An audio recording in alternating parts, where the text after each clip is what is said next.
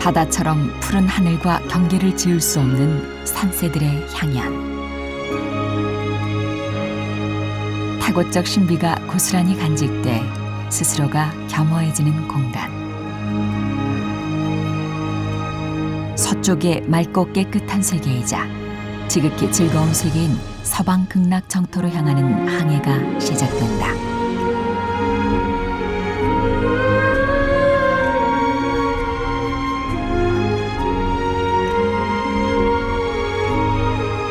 깨달음의 지혜를 얻어 부처님의 세계로 노를 젓는 달마산의 반야 용선. 그 속에 숨겨진 이야기가 펼쳐진다.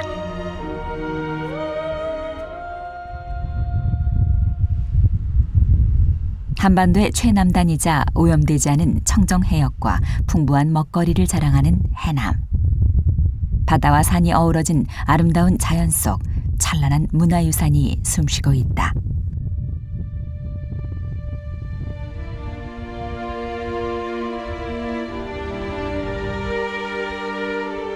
소백산맥이 한반도 서남쪽의 두륜산을 거쳐 최남단 땅끝을 향해 뻗어가는 곳.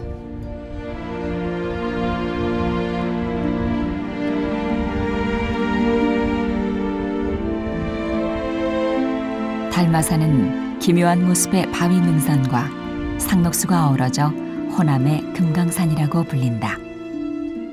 또 누군가는 기암괴석의 모습에서 공룡의 등뼈를 닮은 산이라 표현하기도 했다. 달마산 미황산은 달마산 정상에서 도솔봉까지 다도해를 향해 있는 암릉을 배경으로 자리 잡은 아름다운 절집이다.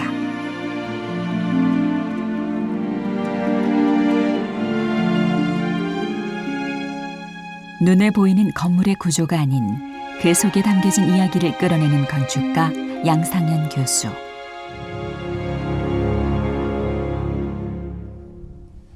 그를 남도 끝자락까지 발걸음하게 한 미왕사의 숨겨진 이야기는 무엇일까?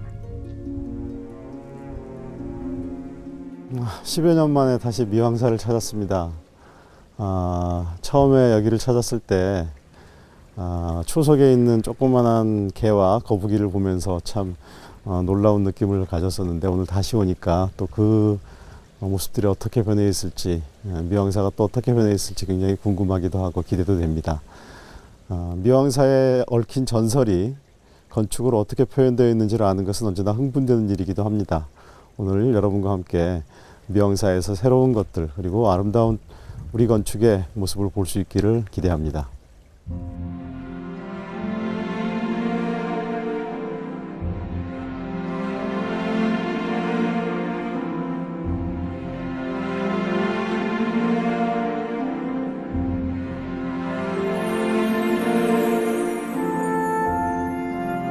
절집은 산을 두르고 산은 절을 품고, 어느 것이 주인이고 어느 것이 손님이라 부를 수 없이 태생부터 둘이 하나인 듯 조화를 이루고 있다.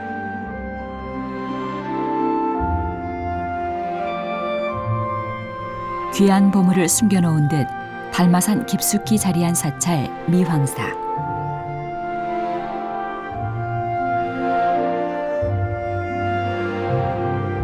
드넓은 남해바다를 향해 위풍당당 서 있는 누각 자하루가 먼저 맞이한다.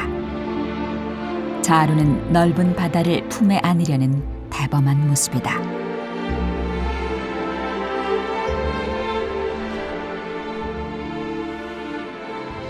뒤에 보이는 건물은 자하루입니다. 이 자하루는 사찰의 중심 영역 앞에 있는 누각으로서 대웅전이 사찰의 가장 중요한 불전으로서의 중심 공간이라고 한다면, 누각이 그 앞을 막아서서 들어오는 신도들로 하여금 마음을 가다듬고 그 밑을 통과하면서 자신을 돌아보게끔 하는 그러한 건축적 기능을 가지고 있다고 할 수 있죠. 특히나 이 자하루의 이름이 자하, 즉 자색 안개라는 뜻인데, 우리가 보통 부처님을 자색 금신이라고 부릅니다. 그러니까 부처님의 몸에서 나오는 안개가 널리 퍼져나간다 하는 그런 뜻을 가지고 있는 공간이라고 할 수 있겠습니다. 사찰의 정각에는 마음을 치유하고 지혜를 얻게 하는 귀중한 글귀가 적혀 있다.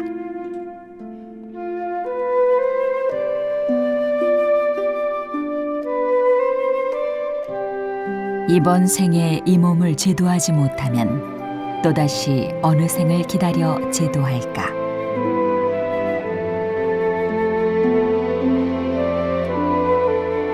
경전 속 글귀나 선지식들의 개송이 무지를 깨우쳐 자신을 돌아보게 하고 천장 낮은 누각을 지나며 마음속에 참된 참회가 일어나길 바라본다.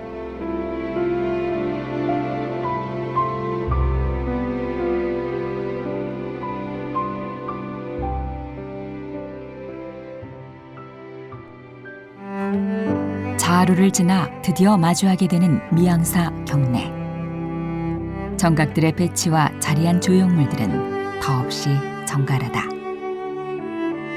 마르지 않는 진리의 산물처럼 부처님의 말씀은 세월을 거슬러 지금 이 순간까지도 이어지고 있다.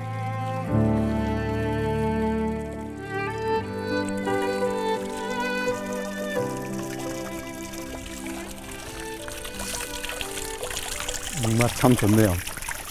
지금 보시는 것은 이제 수조인데 석수조, 돌로 된 수조입니다. 이 수조가 여기에도 하나 있고 사적비 옆에도 하나가 있었습니다.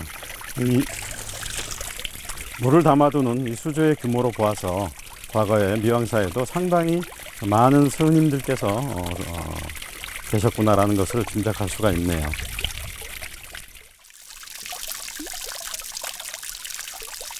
대중의 목마름을 잊게 하는 청정한 깨달음의 물. 번뇌와 망상을 감롯으로 벗어던지고 청정한 깨달음의 세계로 나가게 될 것이다.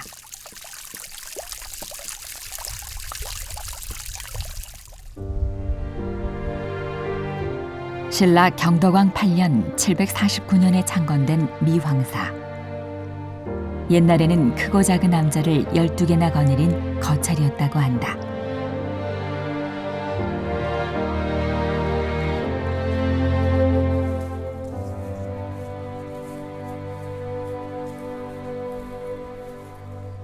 사적비에는 미왕사의 창건 설화가 자세히 적혀 있는데 이것은 오늘날 미왕사를 연구하는 데 있어 중요한 자료가 되고 있다. 화강암으로 제작된 이 사적비의 앞면과 뒷면은 잘 연마되어 있는 반면 양측면은 거칠게 다듬어져 있다.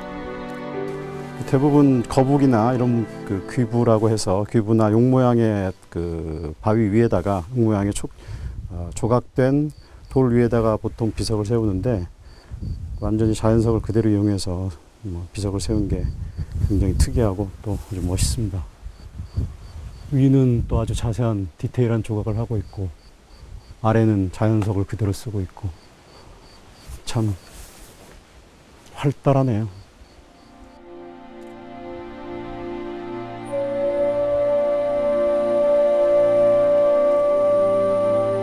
팔짝 지붕에 비계에 등을 맞댄 두 마리 용이 화려하게 장식하고 있는 용머리와 거침없이 써내려간 힘찬 글씨.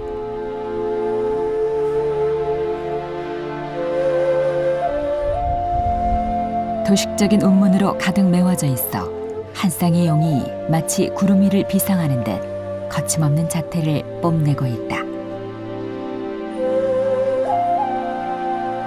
번뇌를 없애듯 한 발 한 발 경내에 발을 들여놓게 되면 하늘을 향해 춤을 추듯 뻗은 지붕과 단청을 벗은 대웅보전이 반겨준다. 이곳 역시 오래전에 화려한 색색의 단청이 칠해져 있었을 터. 해풍에 하나둘 씻겨나가면서 지금의 보드라운 나뭇결만을 남겨놓은 것이리라. 단청이 지워진 대웅보전은 오히려 소박한 아름다움과 따뜻함을 안겨주며 하심을 일깨워주는 듯하다. 네, 뒤에 보이는 건물은 대웅보전으로서 미왕사 경내에서 가장 중심을 이루는 건물입니다. 앞에서 누각 자하루를 통과해서 왔을 때 이 대웅보전에 맞닥뜨림으로써 부처님이 계신 영역에 진입했다라고 할 수가 있는 것이죠. 지금 대웅보전은 기록에 의하면 1598년에 중수된 걸로 나오고 있고요. 전면 3칸, 측면 3칸에 다포식 팔짝 지붕을 하고 있는 그러한 건물입니다. 특히나 이 대웅보전의 초석에는 개와 거북이 등 여느 다른 사찰에서는 볼 수 없는 독특한 초각이 있는데요. 그것으로 인해서 이 대웅보전이 특별한 의미를 갖는다고 할 수 있겠습니다. 이 작은 조각에는 어떤 이야기가 담겨져 있을까? 이 거북이와 개의 상징이 곧 이곳이 바다다라는 것을 의미하고 있죠. 그래서 개와 거북이가 있으니 바로 이 레벨이, 이 영역이 바다가 되는 것이고, 그러면 바다 위에 있는 이 대웅전은 곧 배, 커다란 배, 용의 몸을 가지고 서방 극락정토로 가는 반야용선이다라고 할 수가 있습니다. 그래서 지금 여기 보면 두 개의 기둥 위에 용이 조각되어 있는 것을 볼 수가 있죠. 그래서 물론 이런 용의 모습은 다른 사찰에서도 흔히 보여지는 것 중에 하나입니다만, 특히나 이 미왕사 대웅보전은 이 모든 상징으로 말미암아서 저 먼 서방 극락정토로 가는 반야용선이다라고 하는 상징을 그대로 표현해주고 있다라고 할 수가 있겠습니다.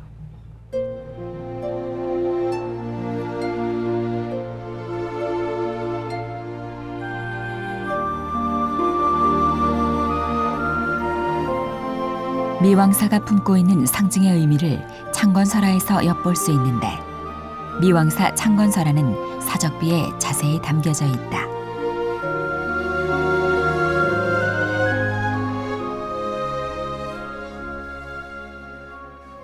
인도에서 부처님 모시고 온 그 내력에 대해서 아주 자세하게 나와 있습니다. 신라 경덕왕 8년 8월 12일 땅끝마을 사자포구에 크고 아름답고 단단한 배가 한 척이 도착했다. 그 배에 큰 검은 돌과 금으로 만든 큰 함이 2개가 있었다. 검은 돌을 배에서 내려놓으니 그 속에 검은 소가 나오고, 금으로 만든 괴짝 가득해는 부처님 상과 경전이 그 안에 가득했다. 그래서 이제 날이 저물어서 임시로 땅끝마을에 부처님 상과 경전을 모셔놓고 하룻밤을 자는데, 의조화상 꿈속에 노란 황금색 옷을 입은 왕이 나타났다고 그래요. 나는 인도의 우전국의 왕인데 저 동방에 만분의 부처님 계신 산이 있다 해서 그곳을 찾아서 배를 타고 여러 날을 항해하다 마침 이곳을 보니까 저 산 꼭대기에 만분의 부처님 계신 바위가 있더라. 이곳에 멈추었다. 그 다음 날 의조화상이 이제 검은 소를 앞장 세우고 부처님을 지고 이 산자락을 따라옵니다.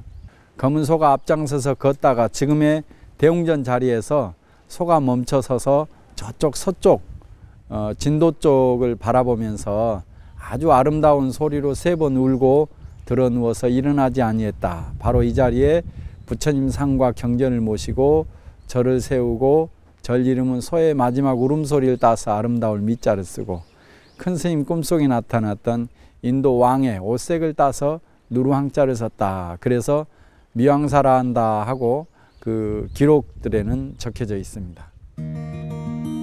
아름다운 소의 마지막 울음소리를 품은 미황사. 범어와 천불도로 장식되어 있는 대웅보전 내부의 천장과 대들보, 장엄하고 화려한 모습을 보이며 우리나라 전통 목조 건물의 아름다움을 여실히 보여주고 있다.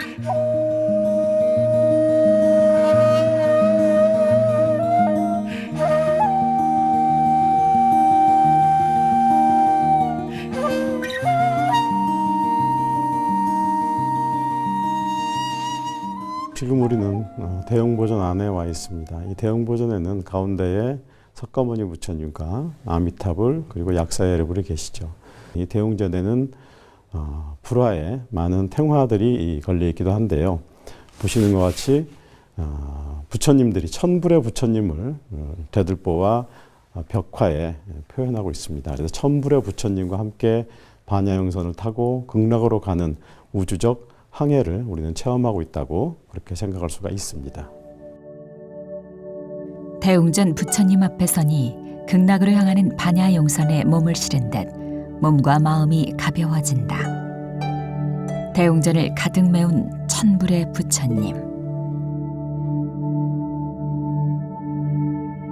이 천불 때문에 이곳 대웅전에서 3번만 절을 올리면 한 가지 소원이 이루어진다고 한다. 부처님이 천분 계시니 3번 절을 올리면 3000배를 올리는 것과 같다는 재미있는 해석이다. 인도의 아잔타 석굴이나 중국의 도낭 막고굴처럼 그렇게 벽화로 부처님이 천분이 그려져 있다고 하는 것이죠. 그거는 천불 출현지지라 해서 예수님들이 대들보와 천장에 부처님을 새겨서 모셨다고 그래요. 그리고 인도에서 부처님 모시고 온 절이어서 가운데 천장에 반자라 하는데 거기에는 산스크리트어로 글씨가 그려져 있고 그 주변에 연꽃과 그다음에 모란과 학들이 논이는 이제 그런 풍경들이 벽화로 그려져 있죠. 천장은 우물정자 모양으로 가운데에 범어를 선명하게 새겨놓았다. 은은하고 고고한 빛깔의 신비로운 그림들은 국내에서는 보기 드문 수작으로 손꼽힌다. 천상의 세계를 의미하는 갖가지 상징들이 부처님을 둘러싸며 서방 극락정토로 향하는 길을 열어주고 있다.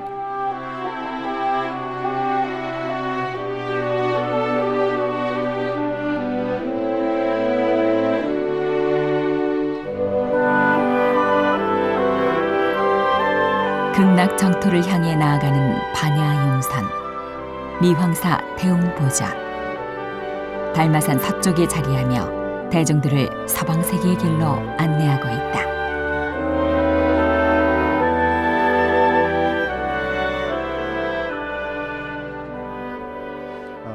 보통 다른 사찰과는 달리 이 절의 대웅보전은 서쪽을 향하고 있습니다.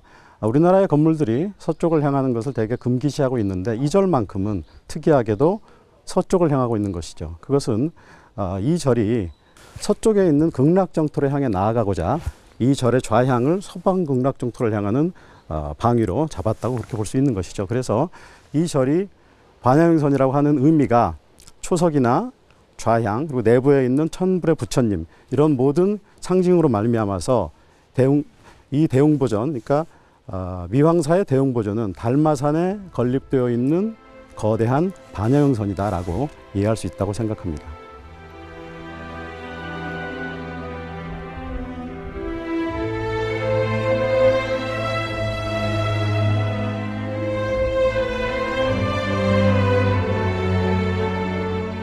달마산의 푸르름이 산사를 뒤덮고 남해 바다의 청정함이 산사를 휘감을 때면 세상의 모든 번뇌가 씻겨나가 피안의 세계를 경험하게 된다.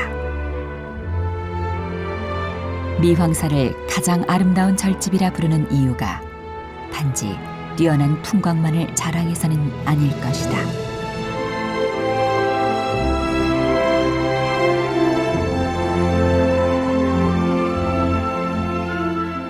자연과 함께 있는 이 순간 속세에 찌든 나를 벗어버리고 참 나를 만나게 되기 때문은 아닐까.